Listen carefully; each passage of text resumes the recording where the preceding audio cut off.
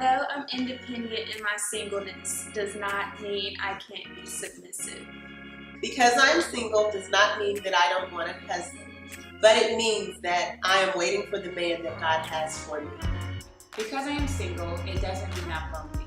It just means that I am preparing myself for the person that God has for me. Because I am single does not mean I'm not worthy, but it does mean I have the time to love myself, love people around me, and love my Heavenly Father.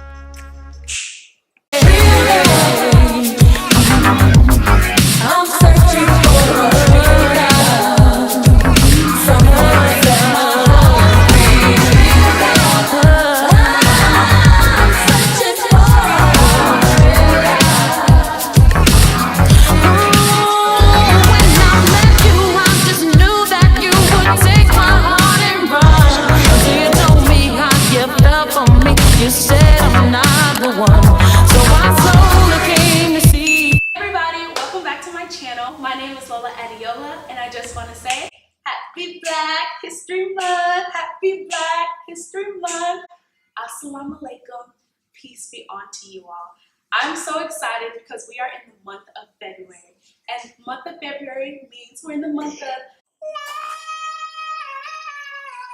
So we all are going to talk about love, sex, marriage, relationship, singleness, all throughout this month. So if you haven't already, please click the subscribe button and click that notification bell so you can know when I'm going to post the video, because I promise you, you don't want to miss it. I am excited today because, like I said, we're going to discuss all these topics, but I'm not going to discuss it by myself.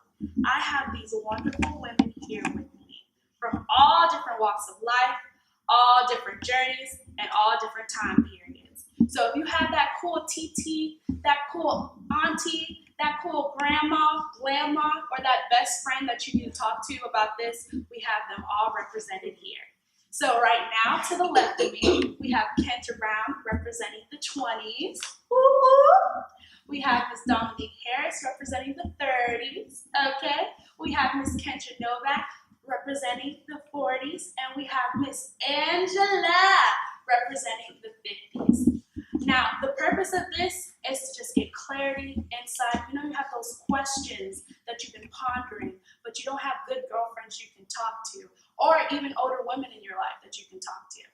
This is why we're having this video. So we're going to go straight into the questions. Okay. So I just want to introduce you all to the people who never seen you before, right? So could you tell us about yourself? So who are you and what do you do? Okay, I'm Kendra. I'm 24 years old. I'm originally from Mississippi. And I work in marketing. That's pretty much it, I guess. That's good. What about you, Dominique? Hi, I'm Dominique. I am 33 this month, February baby. Okay. I am originally from New Orleans, but living here in Baton Rouge, and I work as an administrator at a physical therapy company. Hi, I'm glad to be here. My name is Kendra Novak. I am originally from Baton Rouge, and I reside in Baton Rouge, and I'm 45 years old. I operate, run, and own a real estate company called Novak Realty, LLC. Hi, I'm Angela Bruns. I am 50 years old. I'm from Baton Rouge, Louisiana, and I work in higher education. That is awesome. That is awesome. So I want to ask you guys, what current season are you in? And for those of you who you're not familiar with the term season, in Ecclesiastes 3, it says, for everything there's a season and a time for every purpose under heaven. So, for example, we are familiar with the season fall, right? Some of you might call it autumn for those who are you that are up north. But we all know for the season in fall that the leaves will fall down, the trees will become naked, and it gets cooler, right? So what current season are you guys in? Yeah.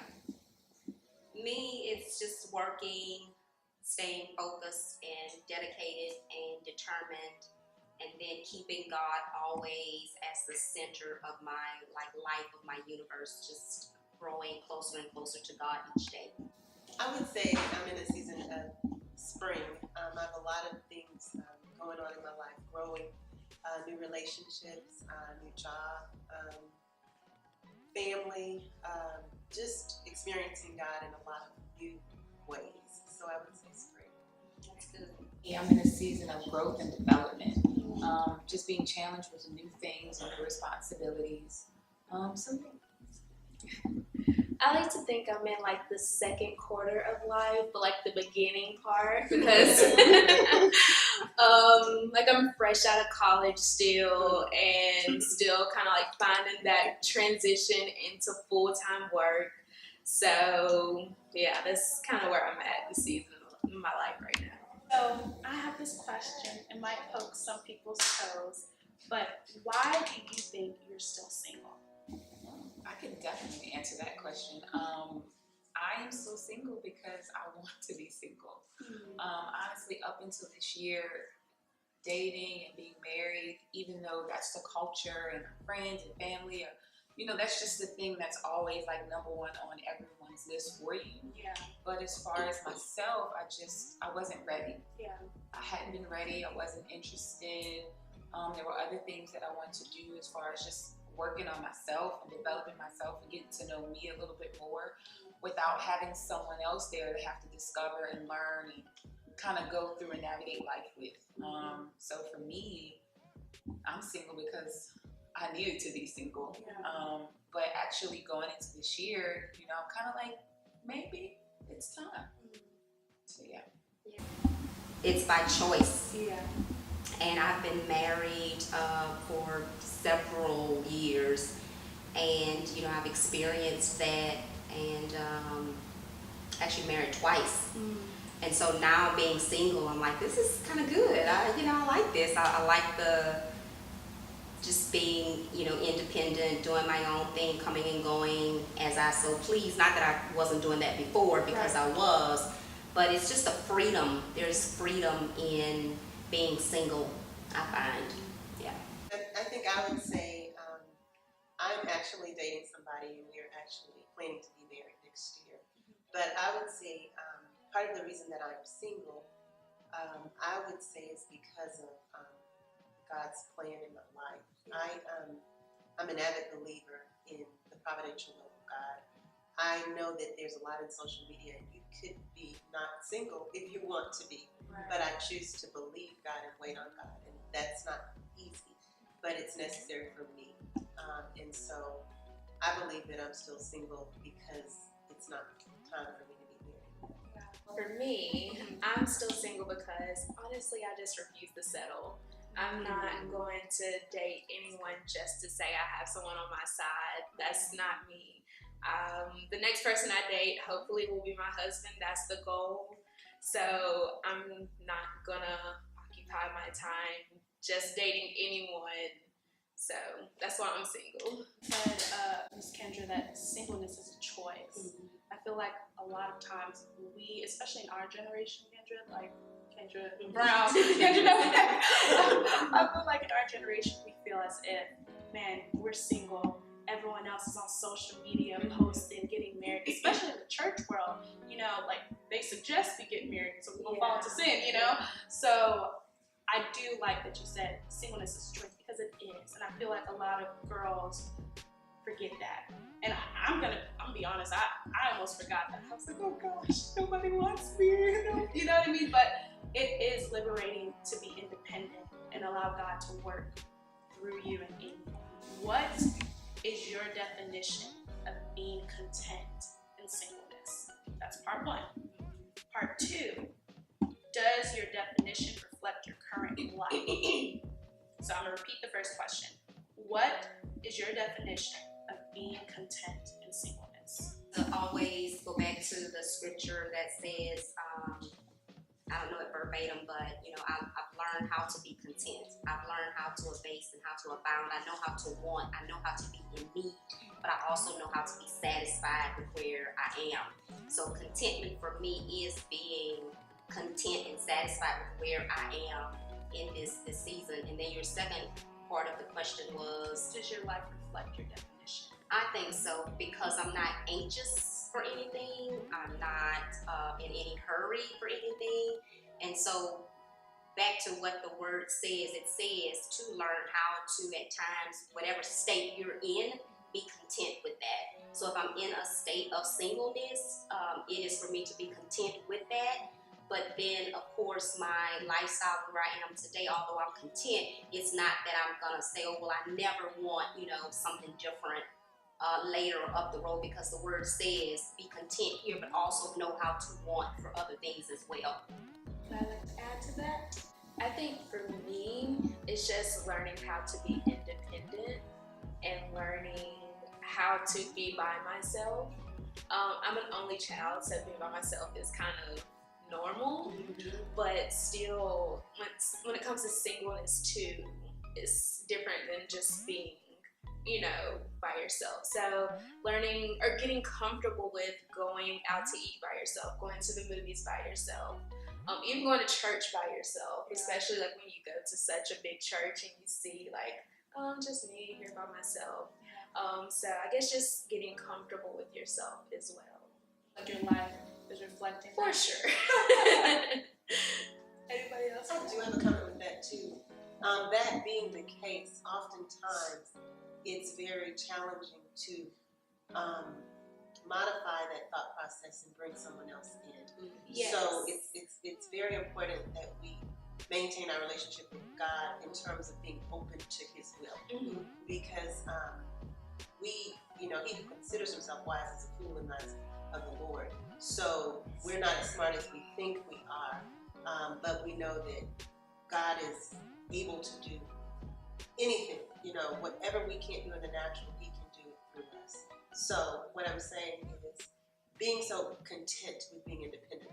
That was me. I'm just saying, because I'm just very happy with me, and I'm not insecure. But I think the foundation starts at home in the beginning. I think that family structure that teaches you how to love and to love yourself. And I think when you have that foundation, and especially when you have the Word of God, it's just dynamite. So you have to make room for other people, even in your singleness. Yes. You have to be conscientious to do that. Making room in your singleness. What was your process of that?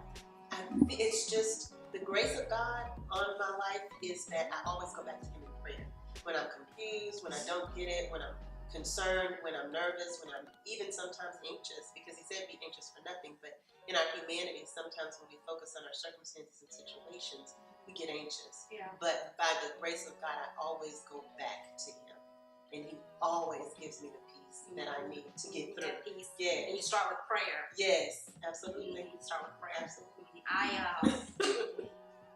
was not too long ago, someone wanted to date me, and it was just something I was just uncertain about. It's like you just have that, like they look the part, they talk the part, they seem like the right part, but then there's something that you're uneasy about, and so you go to God, because who else are you gonna go to? You can't go to that person because they're gonna, lie and pretend and whatever. So like with you go to God, and it's like something I'm just not certain here, and He will reveal to you. Like I'm like, does everybody know that God will like show you things? And He does. And so even with some of the scriptures, sometimes it seems like, oh, love, hope, joy, and you're like, well, that's not it I need. But He can use other people. He can use other circumstances and situations to lead you into the right direction and to show you and tell you what is the true thing that's before you dive head first. Yeah. So if a young lady my age or even younger was watching this, what would you tell them? Yes, pray, but are you telling them to develop that relationship with God so they can know? Be aware, what are specific tips? Well, for me, the number one thing is that it takes time. My just experience in general, He never wakes me up the next morning, there's my answer. Right, and I think that's our problem. We're so impatient. It does not work like that. Well, number one, it requires us to draw closer and closer and closer to Him, that relationship with Him every day and often. So if you have someone you're dating or you're seeking a spouse or whatever, you can take that circumstance and then draw closer to God. Say, get through the scriptures, read.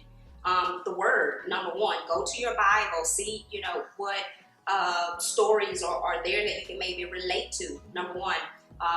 Prayer, go to him in prayer. Mine, with those two things, was praise and worship. Like, I would be in church, like, literally with my hands, like, just so stretched out, saying, show me, talk to me. Like, I had that thing on my shoulders that I was unsure about. And just so that going to that word, prayer and praise and worship, and you do that every day. You're consistent with that, and then he reveals something to you. But you go through that process to get there. Right. So you don't just go in just like, Lord, tell me today if he ain't the one. Nope. And tomorrow Nope. you get the answer. No. It's a process. Right, that's right. And just to piggyback on Yeah. what you're saying, if you are anxious about a situation, the first thing you should do is pray. Because anxiety doesn't come from God. That's right. If you thought you heard God's voice, because we all get to that place sometimes where something goes wrong and you're like, but God, I thought it was you. And that's really our natural thought process, not our spiritual thought process. But the way that you know that you heard God's voice is that you have peace. That's so No true. matter what happens. That's I mean, true. in a breakup, That's in a joyous occasion, but when you have the peace of God and people are like, how is she so calm? That's when you know that the decision you made was of God. That's right. Regardless of what Amen you're going to through. that. That's it. So, initially, what matters more to you? Looks or their relationship with God? And I'm saying, like, when you first meet someone, I'm not saying you've known them for a while. It's just like maybe you've seen them 2 or 3 times. Interesting. I had a conversation with some friends a couple weeks ago about looks and about the physical features of someone. And I had to be honest with them. And, we just had this very candid conversation because we're Christians and because, we love God and the word teaches us not to be superficial. We shouldn't be dumb about it. Like, God created attraction. Yeah. So if you're not attracted to someone, don't force it because you see other qualities about them, because the reality is you will sit there and you will look at them. I mean, every day you will sit there and you will look at them. Yeah. So I'm not saying that has to be number one on your list. Yeah. Oh, he has to, like going that far, no. But if you know you're not attracted to someone or you don't, it's just not there. Yeah. Don't force it because, he prays well or he's a great worship leader. When you're 60 years down the line and you're looking at him and he can't work, he's not leading worship anymore. He's transitioning to something else. Yeah. You're still going to look at this person and you still want there to be an attraction. Yeah. And I've heard, like couples up in their age and they're saying, like, I look at him and I'm still attracted to my spouse. And I think, yes, they're talking about something inward, but they're also talking about something outward. I like the way he or she looks. Yeah. And I think that's okay. But to go to the extent of, okay, his nose has to be this way, his eyes have to be this color. Right. That's His a big hair much. he has to dress a certain way. Yeah. I think that's a little bit too superficial, but just being attracted to someone is okay. Yeah. But hands down, if he has no relationship with God, then that's just an absolute no. They don't matter at the end of the day. Not at all. Yeah. Since you talk about the list, what are your top 5 things that you look for in a man? The number one thing for me, we're talking about he's already a godly man. That's a given. Yeah. The number one thing for me is a family man. I love family. I cherish family. And that is just, if you're not a family man, you don't want to have children, you don't even like the sight of kids, then that's a no for me because I know that's a deep desire. And then a love for people, but not necessarily to the point where you just have to be around people. Because that ties in with family. Yeah. Like, I love ministry. I love serving the Lord. And if you're serving Jesus, you are serving people. So a love for people in a healthy way. Yeah. And then just a love for change. Because we know the Lord loves to change. There's always things in transition. So for me, I know that that's hard for me, but I'm geared my heart towards, okay, I have to be ready for change. Well, I don't want to have to drag old Mr. Stubborn along. Right. I want you to be on the same page with me. So the things that I want, are the things that I also hold myself to. Yeah. Love that question, because I found myself being at different stages where different things were more important to me at different times in my life.